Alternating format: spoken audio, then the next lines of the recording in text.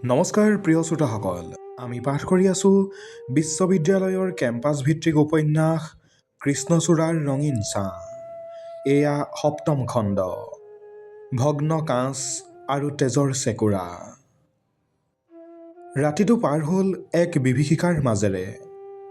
ৰূপকোঁৱৰ ছাত্ৰনিবাসৰ সেই আক্ৰমণটো আছিল এক স্পষ্ট সকিয়নি। অৰ্ণৱে গোটেই ৰাতিটো শুব নোৱাৰিলে।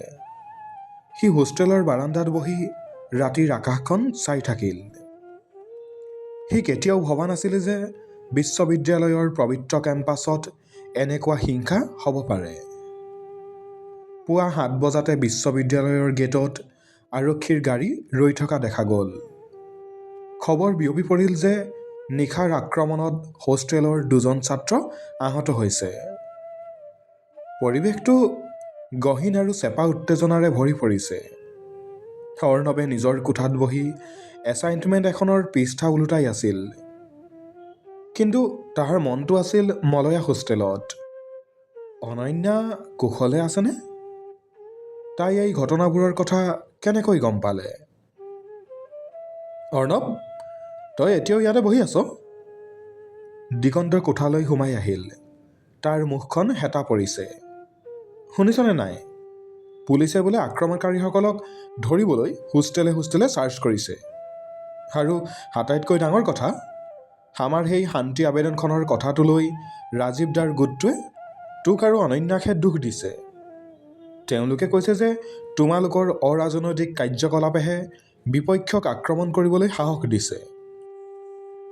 অৰ্ণৱে আচৰিত হৈ চালে। এইটো কেনেকুৱা যুক্তি দিগন্ত? আমি শান্তি বিচাৰিছোঁ বাবেহে আমি দোষী নেকি?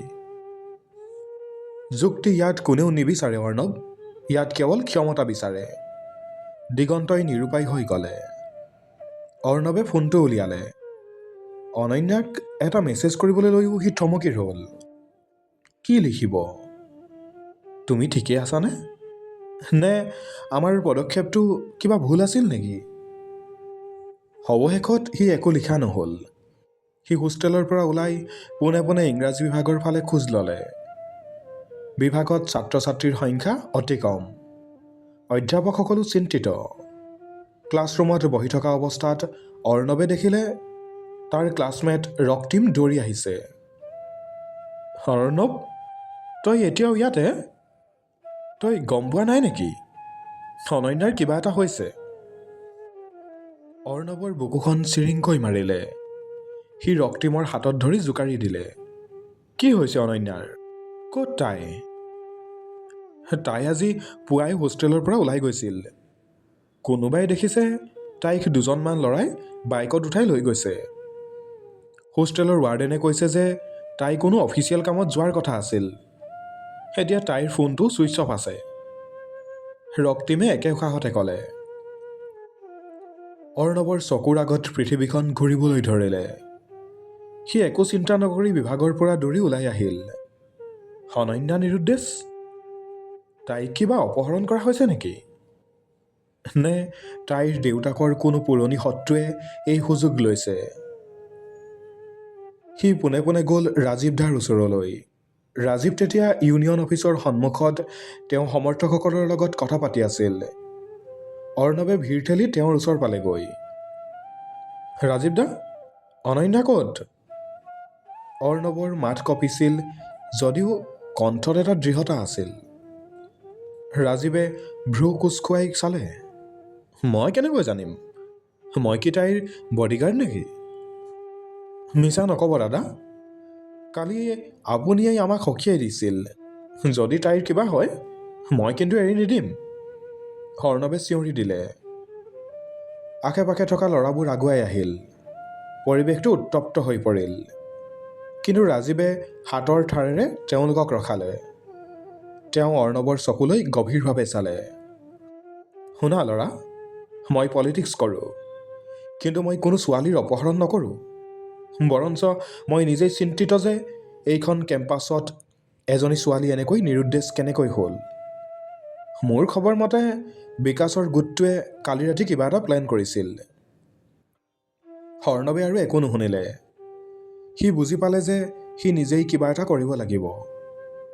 সি হোষ্টেলৰ সেই পুৰণি বকুল গছজোপাৰ তললৈ গ'ল, য'ত সিহঁতে কালি আশ্ৰয় লৈছিল। মাটিবোৰ তেতিয়াও সেমেকি আছিল। হঠাৎ তাৰ চকু গ'ল মাটিত পৰি থকা এটা বস্তুৰ ওপৰত। এখন নীলা উৰণি।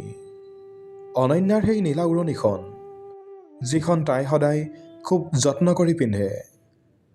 উৰণিখন বোকাত লেটিয়াই আছিল আৰু তাত অলপ ৰঙা তেজৰ চেকুৰা লাগি আছিল।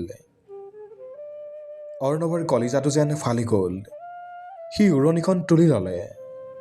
সেই তেজৰ ৰংটো ঠিক কৃষ্ণচূড়া ফুলৰ দৰেই আছিল। কিন্তু সেয়া কোনো কবিতা নাছিল, সেয়া আছিল এক কঠোৰ বাস্তৱ।